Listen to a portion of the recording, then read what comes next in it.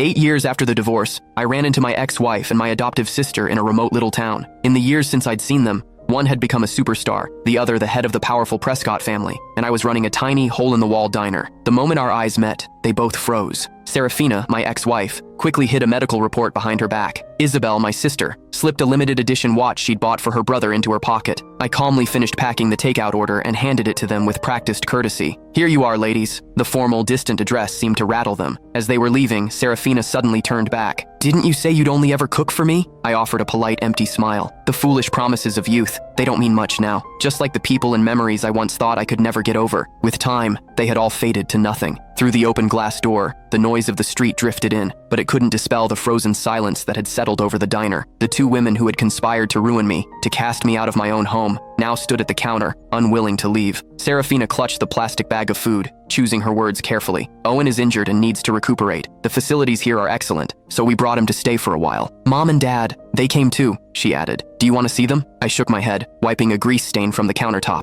"No, that's not necessary. Please give my regards to Mr. and Mrs. Prescott." I paused, then added, "Actually, it's probably best you don't mention me at all. Being associated with someone like me would only tarnish the Prescott name." At that, my adoptive sister Isabel's brow furrowed. "Noah, these past few years Noah!" A young woman with streaks of red in her hair bounced into the diner, instantly latching onto my arm like a koala. "I'm starving. The school cafeteria food was literal poison today." I chuckled, ruffling her hair. "You say that every day, Gigi. There's a plate of your favorite shrimp scampi in the kitchen. I just made it. Go get it yourself." Gigi just hugged my arm tighter, whining, "No, you have to eat with me." Noticing that my other two visitors still hadn't left, my smile faded. "Is there anything else I can get for you ladies?" The message was clear, but it took them a long moment to shake their heads. Serafina seemed to drift off for a second when she heard shrimp scampi. Isabel stared at Gigi clinging to my arm, her lips parting as if to speak, but no words came out. I led Gigi into the back, the curtain falling behind us and cutting off their view. When I came out again, they were gone. "Hey," Gigi said around a mouthful of shrimp. "Did you know them? They weren't here to cause trouble, were they? I've seen them on TV. One's a huge celebrity, the other runs the Prescott Corporation. They're kind of a big deal."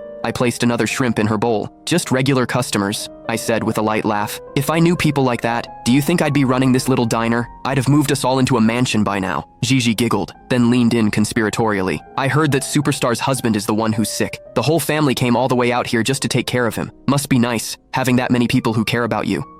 I said calmly, wiping a grain of rice from the corner of her mouth. "Oh, I knew exactly how much they doted on Owen Prescott. 8 years ago, for his sake. One of them had publicly accused me of slander and assault, sending me to prison. The other had announced to the world that I had taken my own life out of guilt, personally ensuring I was erased from the Prescott family forever. They worked in perfect, seamless harmony to cast me into a